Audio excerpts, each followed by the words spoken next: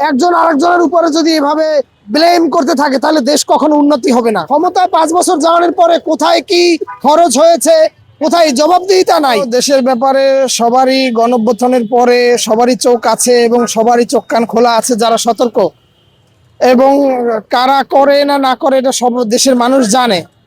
তবে একটা ব্যাপার হচ্ছে, আমার যে কথাটা হচ্ছে যে মির্জা আব্বাস সাহেব একজন বয়োজ্যেষ্ঠ মানুষ, এবং আপনার পাটোয়ারি নাসিরুদ্দিন পাটোয়ারি ভাই তিনিও একজন মেধাবী একজন ছাত্র, ঢাকা বিশ্ববিদ্যালয়ে লেখাপড়া করছেন। তো আমরা চাই তাদের কাছ থেকে একটা ভালো আচরণ চাই, আদর্শিক রাজনৈতিক বিষয়গুলো চাই।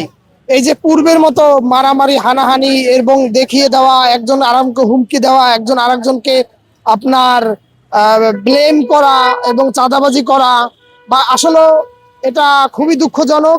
এবং চাঁদাবাজ কি একদম যে হচ্ছে না তাও না, চাঁদাবাজ হচ্ছে, ঠিক আছে, কিন্তু আপনার আমরা আদর্শিক বিষয়গুলো হারিয়ে ফেলছি। আর এটা বাংলাদেশে মনে হয় সম্ভব হবে কিনা তা বলতে পারি না। সম্ভব হলে ভালো, যে বাংলাদেশে যেখানে নারীরা আপনার নিরাপত্তায় থাকবে এবং সাধারণ মানুষ, রিক্সাওয়ালা এবং সাধারণ যারা আপনার চাকরি করে, যেমন ড্রাইভিং চাকরি করে, এরপরে পিয়নের চাকরি করে, মাদ্রাসা চাকরি করে, মসজিদের ইমাম, এবং এই রকমের যারা এই রকমের বেকারত্ব দূর এবং আপনার অসচ্ছলতা, অর্থনৈতিক অবস্থাকে জাগিয়ে তোলা, এই রকমের একটা টার্গেট নিতে হবে। বাংলাদেশ তো জনশক্তি আছে, তো চীনের মতো যদি আমরা চিন্তা করি যে আমাদের জনশক্তিগুলো কাজে লাগাবো, তাইলে আমাদের সম্ভব। যেটা গত স্বৈরাচার হাসিনা পারে নাই, সেটা আমরা চাই নতুন করে হোক। তো একটা ব্যাপার হচ্ছে যে এভাবে যদি দেশ একজন আরেকজনের উপরে যদি এভাবে ব্লেম করতে থাকে তাহলে দেশ কখনো উন্নতি হবে না। হাবোর্ড এবং না বোর্ডের ব্যাপারটা হচ্ছে কি, হাবোর্ডের মধ্যে অনেকগুলো জিনিস আছে, যে রকমের আগে 72-এর সংবিধান, অনেক একটা ব্যাপার আছে যে 72-এর সংবিধানটা যেই সরকারের কাছেই যাক না কেন, যেই সরকার আসুক না কেন, ওইটা হলো তার জন্য একটা রক্ষা কবচ। অনেকগুলো বিষয় তাকে রক্ষা কবচ। যেমন ধরেন, আপনার সরকার বলছে নির্বাচনের আগে যে সকল ক্ষমতার উৎস সরকার, জনগণ, সকল ক্ষমতার উৎস জনগণ।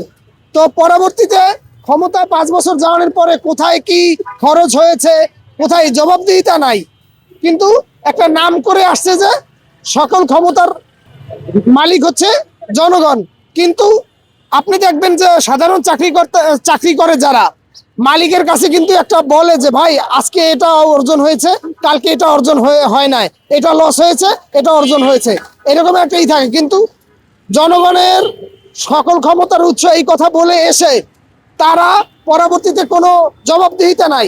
এই জবাবদিহিতা করার জন্য, দুর্নীতি মুক্ত করার জন্য, এবং আপনার 72-এর সংবিধানকে পরিবর্তন করে ইসলামী আইন করা, যেখানে ধর্ষণের শাস্তি রয়েছে এবং আপনার খুনের দৃশ্যমান শাস্তি, এবং আপনার অপরাধের শাস্তি, চোরের, দুর্নীতিবাজের দৃশ্যমান শাস্তি, এই আপনার এই হাবোর্ডের মধ্যে রয়েছে।